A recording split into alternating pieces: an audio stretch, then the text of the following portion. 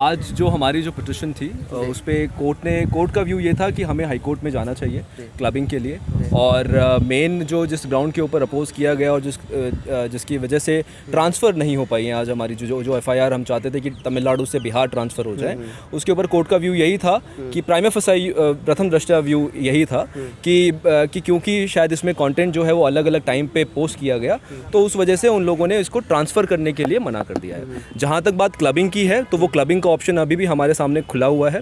वो उन्होंने लिबर्टी दे दी है कि हम लोग हाई कोर्ट, जो भी तमिलनाडु की जो हाई कोर्ट है वहाँ पे हम लोग अप्रोच करें और वहाँ की हाई कोर्ट से हम लोग याचिका लगाकर ये मांग करें कि इन सारी एफआईआर को, क्योंकि टोटल 6 एफआईआर तमिलनाडु में है, तो उन सबको क्लब करके किसी एक जगह पे चलाया जाए। जी, बात की जाए एनएसए की, एनएसए पे क्या चर्चा हुआ? एनएसए के ऊपर आज कोई बहुत ज़्यादा चर्चा नहीं हुई है क्योंकि शुरुआती जो चर्चा थी वो ट्रांसफ़र ऑफ एफआईआर के ऊपर ही थी।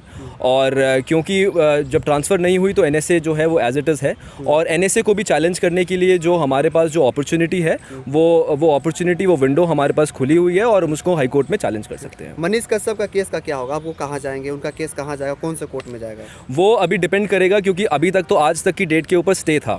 जैसा अगर आप लोगों को याद होगा तो लास्ट टाइम पे कोर्ट ने स्टे कर दिया था कि उनको मदुरई जेल में रखने के आदेश दिए गए थे।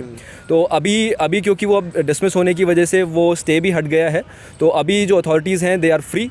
अगर उनको इन्वेस्टिगेशन के लिए, अगर मनीष कश्यप की अगर उनको कस्टडी चाहिए तो वो मांग सकती हैं, और वहाँ की जो न्यायालय होगी, जो भी वहाँ की लोकल न्यायालय होगी जहाँ पे मैजिस्ट्रेट कोर्ट है, वो उसके ऊपर फैसला सुनाएगी। जी, मतलब मनीष कश्यप अब तमिलनाडु में ही रहेंगे। बिहार की जो आने की जो बताया जा रहा था कि बिहार आ सकते हैं, अब वो जो है खत्म हो गया है। ख़त्म मैं नहीं कहूँगा कि, बट हाँ फिलहाल के लिए वो पॉसिबिलिटी अभी फ़िलहाल के लिए रुक गई है। अगला डेट सर कब तक मिला हुआ?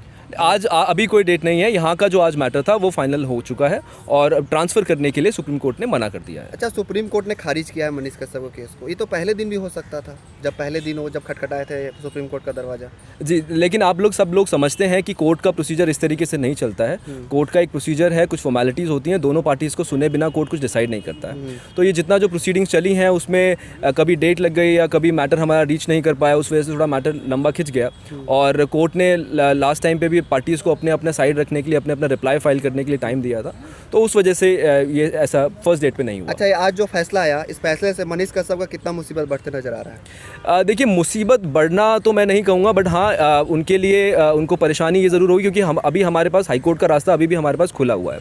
तो ठीक है, हम लोग ट्रांसफ़र नहीं करवा सकते केसेस को, बट अभी भी क्लबिंग का रास्ता हमारे सामने हाई कोर्ट में खुला हुआ है, और वो जो अपॉर्चुनिटी है वो मनीष कश्यप वहाँ पे एक्सप्लोर करेंगे हाई कोर्ट में फाइल करके। तमिलनाडु हाई कोर्ट में? जी, तमिलनाडु के। आज 8 मई का जो सुनवाई था, इससे मनीष कश्यप को राहत भी तो नहीं मिला? जी हाँ, वो तो अब आप एक ही बात को अगर अलग अलग तरीके से कहेंगे तो वो बदल नहीं जाएगी, ठीक है ना। बट जैसा मैंने आपको बता दिया है कि जो ट्रांसफ़र वाला जो हमारा जो मुद्दा था वो हम उसको नहीं करवा पाए, और कोर्ट का ये, और इसी वजह से नहीं करवा पाए क्योंकि कोर्ट का व्यू ये था क्योंकि अलग अलग टाइम पे कंटेंट पोस्ट किया गया उनके सोशल मीडिया प्रोफाइल से। वो कंटेंट ऐसा था जिसके ऊपर एफआईआर होनी चाहिए थी। क्या वो ऐसा था कि जिससे दो राज्यों के बीच दुश्मनी बढ़ सकती थी? उस पर अभी कोई सुनवाई नहीं हुई है। ऐसा कहा जा रहा है कि मनीष कश्यप को जो पिछला एफआईआर वो भी भारी पड़ा है आज। देखिए, क्योंकि ऐसा कहना गलत होगा, क्योंकि ये वाली जो पिटिशन जो सुप्रीम कोर्ट के सामने आज थी वो स्पेसिफिकली ट्रांसफ़र और क्लबिंग के लिए थी। वो जो सामने वाली पार्टीज़ थी, अपोजिट पार्टीज जो थी, state of Bihar, state of Tamil Nadu, वो उनकी प्रीवियस एफआईआर्स को यूज़ ज़रूर कर रहे थे उनके खिलाफ, बट लेकिन उसका इससे कोई सरोकार नहीं था। Those FIRs were completely unconnected, no connection absolutely with this present petition. तो ऐसा कहना गलत होगा कि भारी पड़ी हैं। जी, एनएसए पे क्या चर्चा हुई? एनएसए कब हटेगा या हटेगा भी कि नहीं हटेगा? देखिए, एनएसए के लिए अब अगर हटवाना, अब आज की प्रोसीडिंग्स को देखते हुए, आज की कार्रवाई को देखते हुए, अब एनएसए का जो रास्ता है वो सिर्फ हाई कोर्ट के सामने खुला है, और एनएसए को हम हाई कोर्ट में दोबारा चैलेंज कर सकते हैं, और हाई कोर्ट उसके ऊपर जो भी फैसला सुनाएगी उस हिसाब से हम लोग आगे इस पर स्टेप्स लेंगे।